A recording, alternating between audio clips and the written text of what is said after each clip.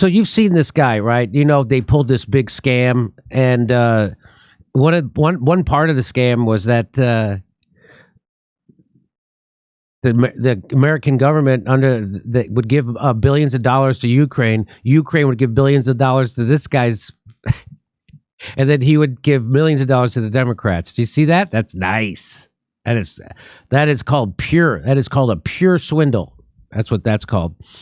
And so anyway, they lost everybody's money. I don't understand how it happened, but he was doing a cryptocurrency, and they had all kinds of celebrities advertising it. Watch this.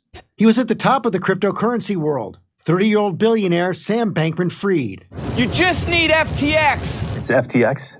It's a safe and easy way to get into crypto.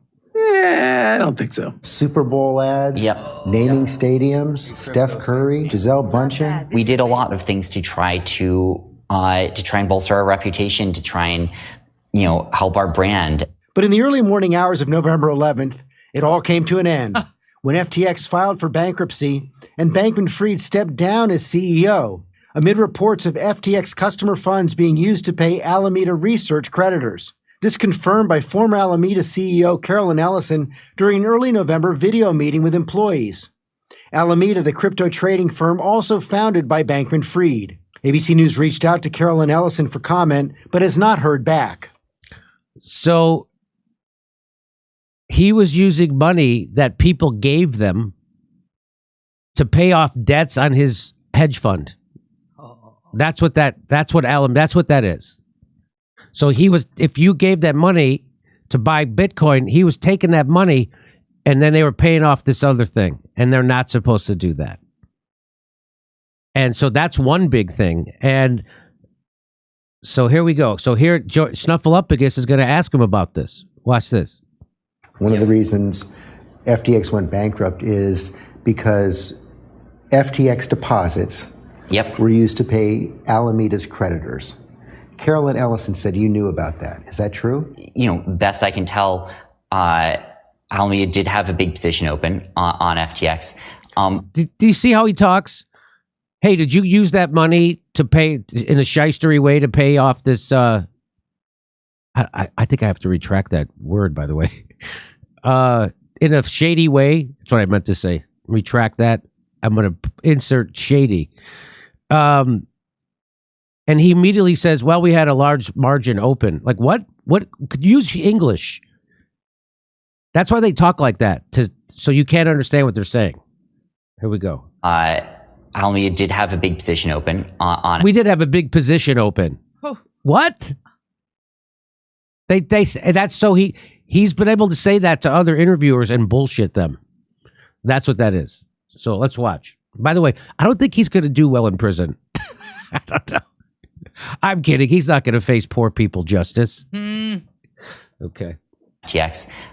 That position, I think, was very over collateralized a year ago. There was a total market collapse, and specifically a large correlated collapse in its assets, over the last month, and to some extent over the last year, that threatened that position quite a bit. And I think that's, as best I... They were over collateralized, and it threatened that position that they had open margin on. What the fuck are you saying? And a lot of what happened there. I am no cryptocurrency expert. I'm no finance expert, but I don't think you answered my question. I was asking, did you know that FTX deposits were used to pay off Alameda? Boy, when George Stephanopoulos takes you down in an interview, you don't have a good alibi. Alec Baldwin came off better and more likable in his Snuffleupagus interview. Here we go. The creditors. I don't know. Who does that? So you're asked the question the second time, and he just looks down and goes, and he like moves his lips and mouth, and little stuff that comes out. I think a mental case does that. Watch this. Here comes the question. Ready? FTX deposits were used to pay off Alameda creditors. What is that? I don't know of FTX deposits being used to pay off Alameda creditors. Are you Which creditors are you referring to? Carolyn Ellison said that you all knew that these funds were put into Alameda. They were the funds owned by your depositors. So I can't speak for who knew what. A lot of the customers on FTX did have, borrows either, in dollars or Bitcoin or euros. But as you know, the FTX terms of service tell the people who signed up, none of the digital assets in your account are the property of or shall be or may be loaned to FTX trading. But you're saying that happened. My understanding is a few things happen.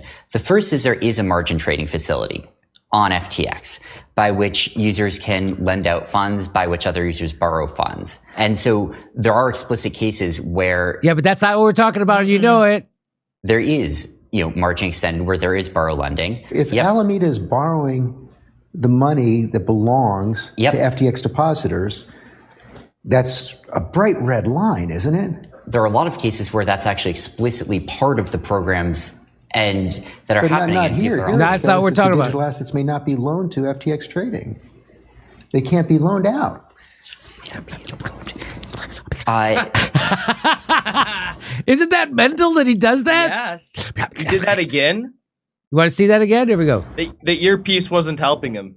Be loaned to FTX trading. They can't be loaned out.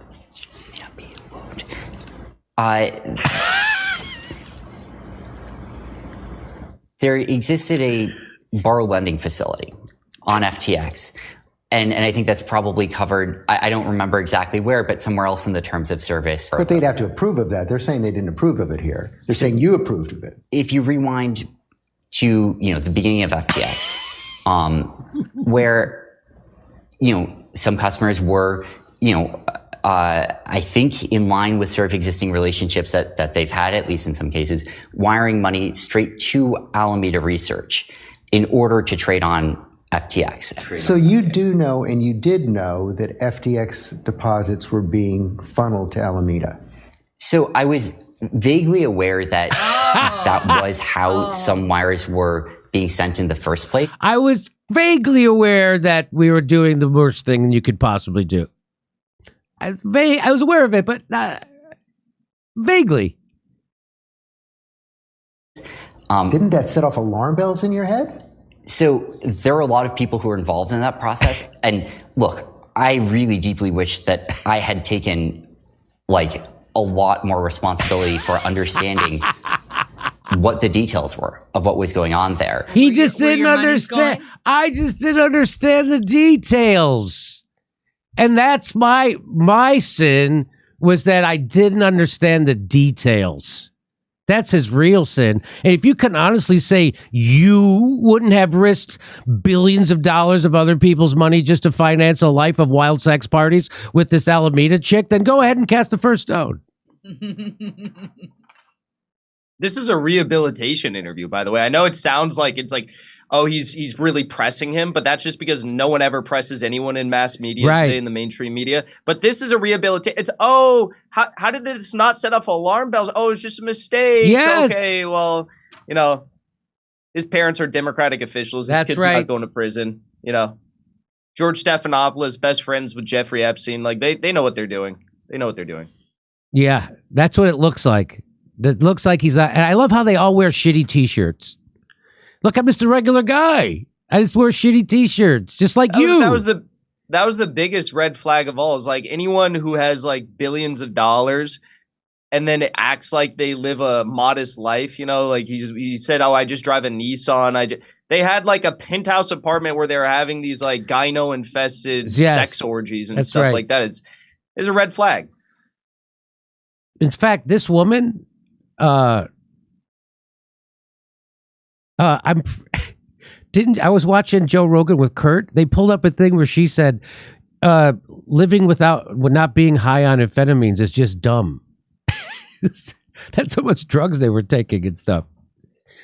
But I think it was again, don't quote me on this. This story's crazier than you can imagine. I wanted to show you that guy. I've never seen a guy do that in an interview when he was asked a direct. He just starts speaking under his breath and looking up like he's possessed. That was scary. Hey, we're doing live stand-up comedy in Los Angeles, December 9th, 16th, 23rd, and 30th. And we're going to be in Tempe, Milwaukee, Minneapolis, Nashville. Go to jimmydore.com for a link for all those tickets. See you there.